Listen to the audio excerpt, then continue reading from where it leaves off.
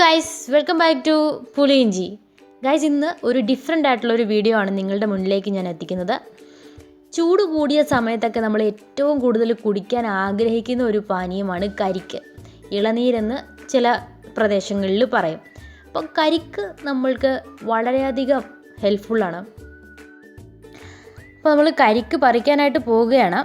ഇതൊരു 18-ാം മാസം കായ്ക്കുന്ന തെങ്ങാണ്. അതുകൊണ്ട് തന്നെ നമുക്ക് തോട്ടി ഉപയോഗിച്ച് വളരെ എളുപ്പത്തിൽ കരിക്ക് പറിച്ചെടുക്കാൻ പറ്റും. അപ്പോൾ നമ്മളിന്ന് ഒരെണ്ണം ഇതിൽ നിന്ന് പറിക്കുകയാണ്.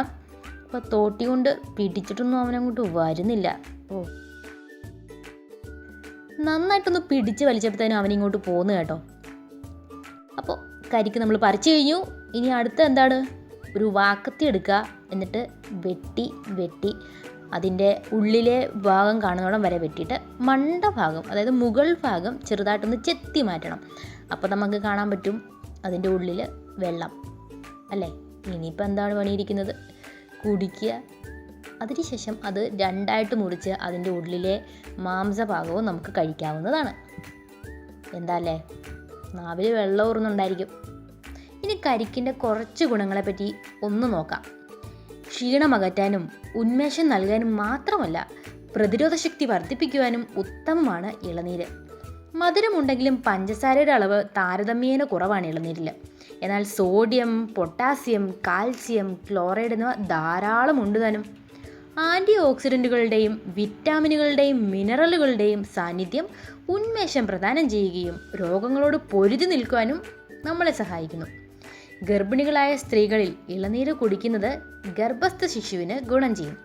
മാത്രമല്ല അമ്മയുടെ ആരോഗ്യത്തിനും നല്ലതാണ് കേട്ടോ. ലോറിക് ആസിഡിൻ്റെ കലവറയാണ് കരിക്ക്. അണുബാധ തടയാൻ ഇത് നല്ലതാണ്. വയറിളക്കം നിമിത്തം ശരീരത്തിൻ്റെ ജലത്തിൻ്റെ അനുപാതം നഷ്ടമായ രോഗികൾക്ക് ഇളനീര് നല്ലൊരു സിദ്ധ ഔഷധമാണ്. ശരീരഭാരം കുറയ്ക്കുന്നതിന് ഇളനീര് വളരെ നല്ലതാണ്.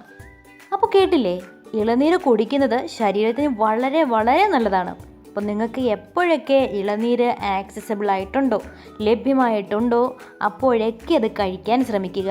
നമ്മളുടെ ശരീരത്തിന് പ്രതിരോധ ശേഷി വർദ്ധിപ്പിക്കുവാനൊക്കെ ഇത് വളരെ നല്ലതാണ്. അപ്പോൾ എൻ്റെ ഈ വീഡിയോ എല്ലാവർക്കും ഇഷ്ടമായെന്ന് വിചാരിക്കുന്നു. ഇഷ്ടമായെങ്കിൽ ലൈക്ക് ചെയ്യുക, ഷെയർ ചെയ്യുക, സബ്സ്ക്രൈബ് ചെയ്യുക. അതുപോലെ തന്നെ തൊട്ടടുത്ത് കാണുന്ന ബെല്ലൈക്കൺ കൂടി ഒന്ന് അമർത്തിയേക്കണേ.